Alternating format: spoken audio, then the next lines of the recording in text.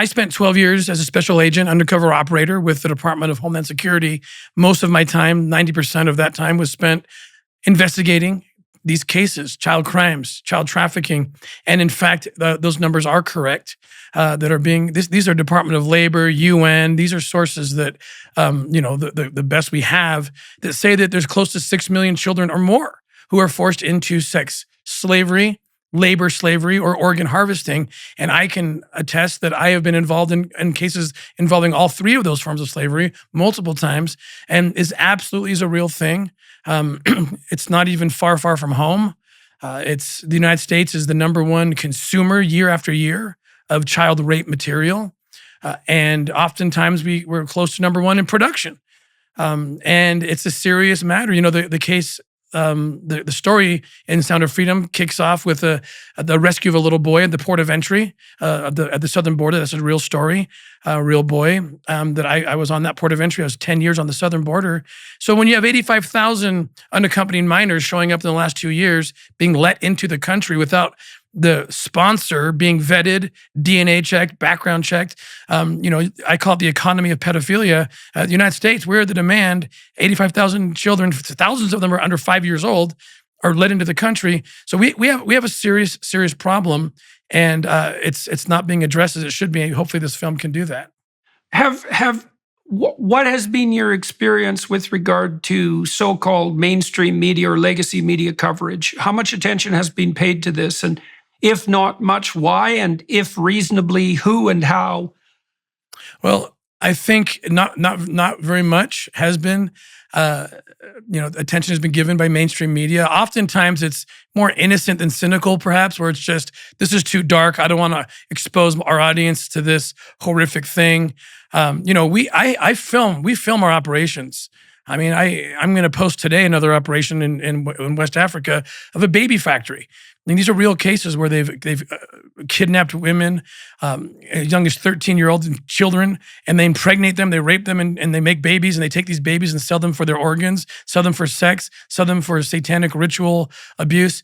It does sound crazy. That's why I film it. We film our operations so that we can show the world this is very real. It's really happening. And I think if there's 2 million children forced into commercial sex, which is the most kind of credible statistic that we can find, a lot of people are involved. So there is a more cynical answer to your question, which may be there's people that don't want this exposed because they're involved in it. So I'm going to harass you a bit here from the Wikipedia page. There is some, not that I'm a particular fan of Wikipedia pages, depending on the circumstances, but there are some criticisms of what you're doing, and I thought we might as well address them right off the bat, because people who are watching are going to be, look, man, if I was coming across this for the first time, and in some ways I am, I've got two choices in front of me, don't I? I can either presume that you've discovered something that's ongoing and of tremendous significance, that's terribly dark, or I can assume that the difficult work that you had done for a decade, genuinely addressing these problems, has made you hypersensitive to a threat and willing to magnify it, and it would be easier just to ignore you as a consequence. Now, that would be the preferable outcome to such an investigation, wouldn't it? So you can, as you said, you can understand why people might want to avert their eyes from such a thing. So I'm going to walk through these criticisms, and maybe you could, you can respond to them, and we can get that out of the way before we go deeper into the film and your operations. So your group, and this is Operation Underground Railroad, and tell me if I get anything wrong here, says it devours conspiracy theories, though founder Tom Ballard was criticized for refusing to condemn the QAnon conspiracy theory. I have no idea what the hell that means. Do you know what that's referring to? Yeah, absolutely. We that's a lie on Wikipedia. We have absolutely in our FAQs for years have condemned the majority of what we see with conspiracy theories. So they like to attribute me to the QAnon movement. There may be some truths in there, but there's so many falsehoods on top of that So our FAQs refute that immediately because it discredits the movement. In fact, I would go so far as to consider that maybe certain people who don't want this known are responsible for some of the conspiracy theories in order to discredit the movement. And they go too far. They go too far in their assessment of things. But yeah, we absolutely have disavowed what's generally coming out of QAnon. Yeah, well, it says, it's very vague on Wikipedia. It says to condemn the QAnon conspiracy theory. Well, I know perfectly well that there are more than one conspiracy theories, let's say, on QAnon, so I'm not even exactly sure what it's referring to. Is there a particular conspiracy theory that you were criticized for refusing to condemn? Do you have any more specific details about that? I mean, I'm not sure what exactly they're talking about. They might be referring to the fact that there's something called adrenochrome, where they're taking children's blood and devouring it and so forth. And I've explained my experience with that, and I just did in West Africa and other places. We've seen this in several parts of the continent of Africa, and it's very real. It's very real. This witch doctory. They take these children. They take their organs. They take their blood. They drink it. They take the genitalia of children and hang it over the rooftop of their businesses, thinking that the dark gods will bless them. These are real things. And so I might say something like that, and then they connect it to something that a QAnon person says about, a celebrity who must be doing this too, but there's no evidence to back that, and they make a false connection there, and so that's the only example I can think of. Okay, got it. Well, the next thing it says is that the Operation Underground Railway falsely claimed that it had entered a partnership with American Airlines. That was in 2022. So. What do you have to say about that? Oh, that's a great one. So a PR firm who represented us made a deal with American Airlines. It came to us and said, "Shoot the video. They're going to put this video on your. They're going to put this video on their airlines."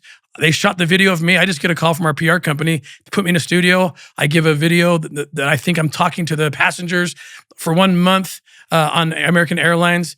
Apparently, the deal fell through. The PR company didn't tell us that. And our marketing team put out, "Hey, we're going to be on American Airlines." The PR company apologized. We fired them. They said, "We can't believe we didn't get the message to you." And that was it. And of course, there's people that want so badly for us to be wrong or us to not do what we say we do. So they exploited that. I think that was a Vice magazine, very incredibly dishonest journal. I can't even call them journalists. The Vice magazine, they've done a series of hit pieces on us, and I encourage people to read it. Read Vice, because everything they say is so ridiculous and so dishonest. Right, yes. Well, and I do believe, if I remember correctly, that Vice has also declared bankruptcy in the last few weeks, and I can't imagine an organization more richly deserving precisely what they've got. I've heard from behind the scenes just exactly what it was like to work for the narcissists and psychopaths who ran that operation. So I think we can dispense with that. So there was a 2021 follow-up article from Vice, but I don't think we're going to. I'll just read part of it because it's so ridiculous. Conflating consensual sex work with sex trafficking. Yeah, well, that's exactly the kind of Weasley what would you call it, criticism that I'd expect from people who are trying to justify the sorts of behaviors that you are attempting to expose. Then there's a 2021 article in Slate criticizing a 2014 raid conducted by Operation Underground Railway in the Dominican Republic, saying that it was likely to have traumatized the trafficked children. Anne Gallagher, an authority on human trafficking, wrote in 2015 that OUR had an alarming lack of understanding about how sophisticated criminal trafficking networks must be approached and dismantled, and called the work of OUR arrogant, unethical, and illegal. So, Anne, have a way at that. Oh, thank you. Yeah, I'm grateful for this opportunity. So someone like Anne Gallagher, who lives 3,000 miles away from any operation we've ever done, is not qualified to talk about what our operations She can't give any details. She can't give any examples. The Slate article is a fun one to address. I've addressed it several times. We early on we brought a blogger down to watch our operations. We invite people down. Like Tony Robbins has been down. We invite politicians. The Attorney General of Utah has come in our operations. If we're hiding something, that's the last thing we would, of course, do. So we bring this journalist, this blogger. I won't call her a journalist. And we thought she was a friend, and she came and watched a legitimate operation happen in Dominican Republic. There were 7 traffickers who showed up, 7 traffickers arrested. There were 20 plus people rescued. 9 of them were children. You can't always control who shows up to the sting party. The traffickers bring who they will, but 9 children showed up. They were all liberated from the control of their captors.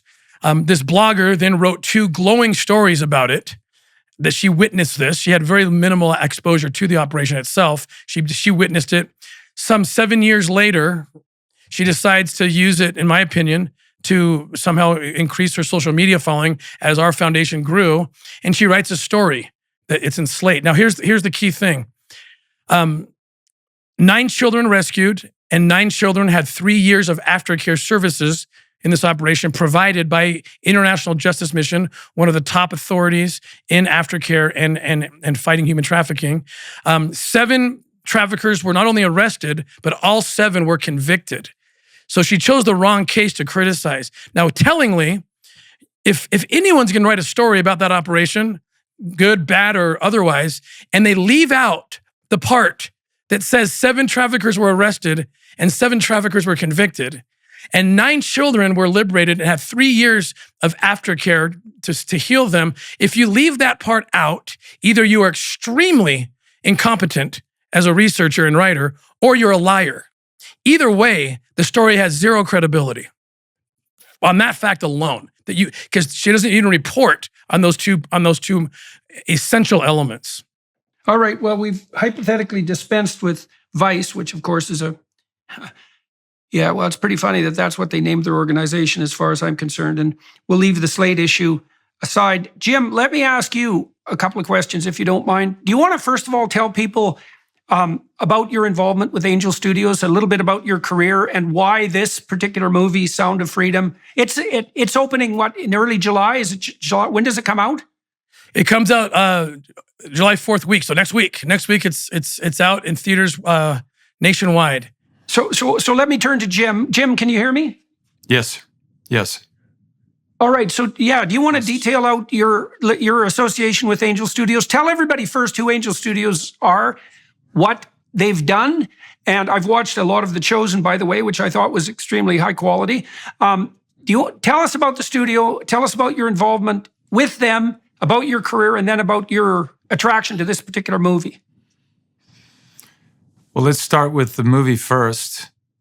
I have 3 adopted children from China. I became aware of the dangers that go on with children around the world and through that process. Then I became aware of Tim Ballard, and coincidentally, then my friend Eduardo Verostegui brought me this script because many of the actors that they had offered it to didn't want to get involved in this particular project. I read the script. I loved the movie Taken, and I thought this is like Taken, but with a much bigger heart. Then Tim Ballard came to the meeting. He had seen 2 films that I did. One was called The Count of Monte Cristo, and then the other one was The Passion of the Christ, and he felt that I'd be the right guy to play him. Angel Studios, I had no connection to them until a few months ago when they wanted to do this movie, and their idea was to sell 2 million tickets for these 2 million trafficked children. So why is it that why in your estimation did a number of actors turn down the opportunity to play the role? And why And why did you decide to forego that risk and to climb aboard? I foregoed the risk because when you have 3 children that you loved and you'd give your life for, it kind of connects into Tim Ballard. And Tim did this for this little girl and the children that he saves. It's something is a greater purpose that even your career, like I went through this with Mel Gibson when we did The Passion, that my career was the last thing I thought of. What I thought about was the God I love. And I put this, and how I look at it is that this God that I love, he loves me and he deserved to be loved back. And so I would be nothing without him. He gave me my purpose in this life. So the Tim Ballard, I was very fortunate that he had seen those films. And when I looked at, and I think Tim made this comparison, Schindler's List was a very powerful weapon, but it came 50 years too late. This film is now. This is exposing it now during that time. And I believe that is probably why it's easier to get an actor to do a movie 50 years later. There's no controversy. It's over. But the individuals, imagine if Rwanda, if that story had been made, that movie had been made during that time, or that they could see it. You have to look at these situations and understand that good people sit back and do nothing and allow this evil to occur. There's got to be people that stand up.